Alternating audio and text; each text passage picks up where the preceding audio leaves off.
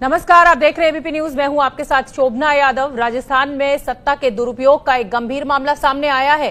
स्वास्थ्य मंत्री रघु शर्मा के बेटे सागर शर्मा ना तो जनप्रतिनिधि हैं और ना कोई सरकारी पद पर हैं, लेकिन पूरी हनक के साथ अजमेर के कलेक्टर, एसएसपी और सीएमओ के साथ कल प्रेस कॉन्फ्रेंस में बैठे हुए दिखाई दिए। अब सवाल यह है कि मंत्री के बेटे को किस हैसियत से अफसरों ने अपने साथ बिठाया था। ना तो जनप्रतिनिधि है, ना किसी पद पर है, सिर्फ एक ही काबिलियत है कि पिता स्वास्थ्य मंत्री हैं। ऐसे में सवाल उन अधिकारियों पर भी जो इनको साथ में अपने लेकर बैठे थे प्रेस कॉन्फ्रेंस में। तो राजस्थान से एक बहुत बड़ी खबर, कलेक्टर और एसएसपी के साथ स्वास्थ्य मंत्री रघु शर्मा के बेटे सागर ने जो प्रेस कॉन्फ्रेंस की, उसमें ऐसा नहीं था कि वो सिर्फ बैठे रहे, उन्होंने बाकायदा पत्रकारों को संबोधित भी किया। सुनिए क्या कहा था प्रेस कॉन्फ्रेंस में सागर ने। अजमेर के जिले के निवासियों के लिए जितने भी प्रकार के हमारे सेफ्टी प्रोडक्ट्स हैं, चाहे वो सैनिटाइजर्स हों, चाहे फेस मास्क की बात कर लीजिए, चाहे पुलिस के लिए जो फेस शील्ड की बात कर लीजिए, और अन्य प्रकार के जितने भी यहाँ पर उपकरण हैं, वो माननीय चिकित्सा मंत्री जी ने अपने निजी उससे दिए हैं। और उसके लिए मैं यहाँ पर आज सीएमएचओ साहब और कलेक्टर साहब को ये हैंडओवर करने आया हूँ यहाँ पर। और निश्चित तौर पर एक अजमेर का निवासी होने के नाते ये मेरा कर्तव्य बनता है कि मैं अजमेर के लोगों के लिए कुछ करूं, और उसी को लेकर आज यहाँ पर मेरा आना हुआ। और निश्चित तौर पर मैं आपको जानकारी देना चाहूँगा कि यहाँ पर जिस प्रकार से प्रशासन जो पूरी 24 घंटे चौकसी के साथ दिन रात एक करके अजमेर के नागरिकों के लिए जो प्रयास कर रहे हैं, वो वाकई में सराहनीय है। और आज हम लोग यहाँ पर मास्क से लेकर सैनिटाइजर्स, पुलिस के हमारे जितने भी प्रशासनिक के अधिकारी हैं, उनके लिए हम फेस शील्ड वगैरह ऐसी अन्य प्रकार की चीज़ें, वस्तुएं हम मंत्री महोदय के निजी उससे हम यहाँ पर दे रहे हैं।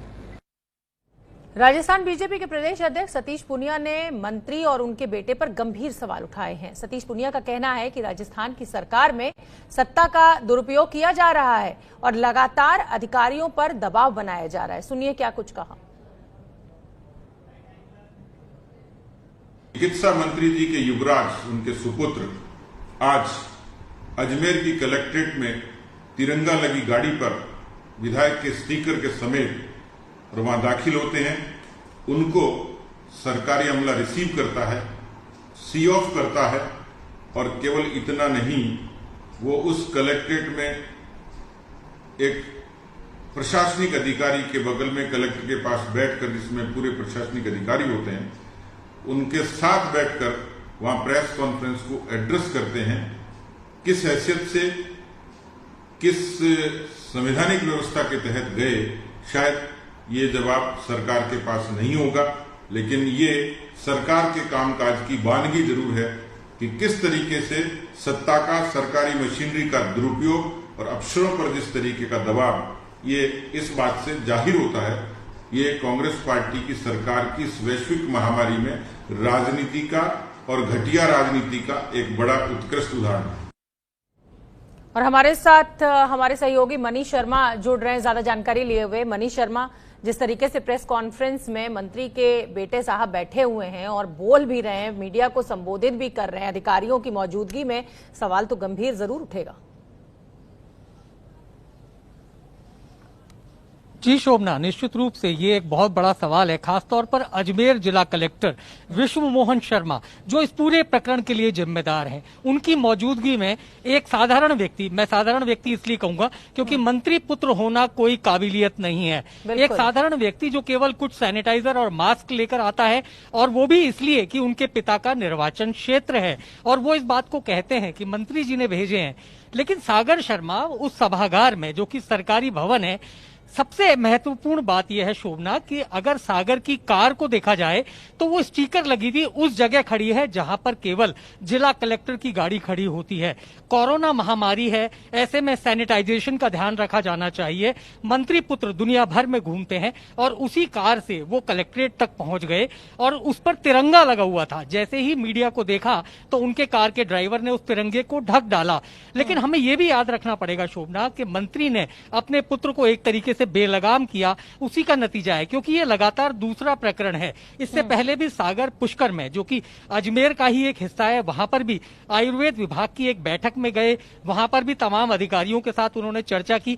बड़ा सवाल यह है कि किस हैसियत से सागर शर्मा न तो जनप्रतिनिधि है, न ही किसी सरकारी पद पर है, और ऐसे में वो सरकारी कामकाज में। हाँ, मनीष शर्मा, आपसे ये भी जानना चाहेंगे कि लॉकडाउन का भी तो पालन नहीं कर रहे हैं ना मंत्री साहब के ये जो बेटे हैं, ये कैसे लॉकडाउन के चलते हुए बाहर इस तरह से निकल रहे हैं अपनी गाड़ी लेकर? जी बिल्कुल शोभना, खुद मुख्यमंत्री अशोक गहलोत ने साफ तौर पर निर्देश दे रखे हैं कि लॉकडाउन की सख्ती से पालना की जाए। कोई साधारण व्यक्ति यदि लॉकडाउन तोड़ता है तो राजस्थान में सीधे उस पर केस दर्ज किया जाता है, लेकिन मंत्री पुत्र एक जिले से दूसरे जिले चले जाते हैं। मंत्री जी के बेटे रहते जयपुर में हैं, लेकिन वो अपनी गाड़ी से, निजी गाड़ी से अजमेर तक चले जाते हैं, यानी कि एक जिले से दूसरे जिले तक में दाखिल हो जाते हैं, लेकिन उन पर लॉकडाउन की तोड़ने जाने की कोई मामला दर्ज नहीं होता। वो जाके सैनिटाइजर बांटते हैं और उसके बाद अधिकारियों के साथ बैठक करते हैं। ये वही मंत्री जी हैं शोभना, जिन्हें हम, आपको याद होगा, जब जेके लॉन अस्पताल में बच्चों की मौत हुई थी तो जब मंत्री जी से सवाल पूछा गया था तो वो बाकायदा लाइव कार्यक्रम छोड़ भागे थे। बड़ी मुश्किल से जब उनसे जवाब तलब किया गया तो कोई जवाब देने को तैयार नहीं हुए। आज भी शायद मंत्री जी के पास कोई जवाब नहीं होगा। हमने प्रयास किया कि मंत्री रघु शर्मा से उनका वर्दन लें, लेकिन उनकी तरफ से अब तक कोई जानकारी नहीं आई है। लेकिन अपने आप में एक बड़ी घटना, जिसके लिए सीधे तौर पर अजमेर जिला प्रशासन, खासतौर पर जिला कलेक्टर विश्व मोहन शर्मा सीधे तौर पर जिम्मेदार, खुद एसपी वहां पर उस बैठक में मौजूद थे। और आप तस्वीरों में देखें तो सीएमएच और एडीएम बाकायदा सागर शर्मा को सी ऑफ करने आए। सवाल यही गंभीर है, सवाल यही गंभीर है। जैसा कि लगातार हम आपको बता रहे हैं, राजस्थान में सत्ता के दुरुपयोग का मामला सामने आया है। एबीपी न्यूज बड़े सवाल उठा रहा है। अधिकारियों की प्रेस कॉन्फ्रेंस में मंत्री का बेटा क्यों, किस हैसियत से डीएम एसएसपी ने मंत्री के बेटे को अपने साथ क्यों बिठाया? मनीष शर्मा हमारे सहयोगी लगातार जुड़े हुए हैं। मनीष शर्मा, कहीं ना कहीं ये मंत्री का रसूख ही है कि जो ब्यूरोक्रेट्स हैं, अधिकारी हैं, वो भी मजबूर हैं इस तरह से नियम तोड़ने के लिए। ऐसी भी क्या मजबूरी कि आप नियम ही भूल गए?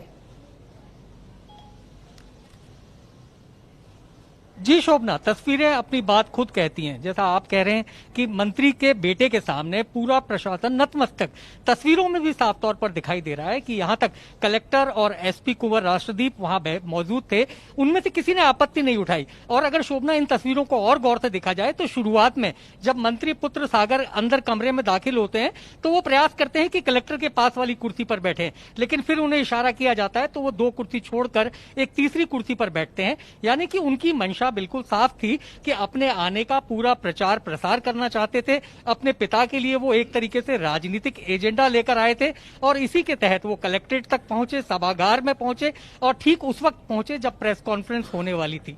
इस दौरान उन्होंने मीडिया से बात की, उनकी निजी कार, माफ कीजिएगा, पोर्च में खड़ी रही।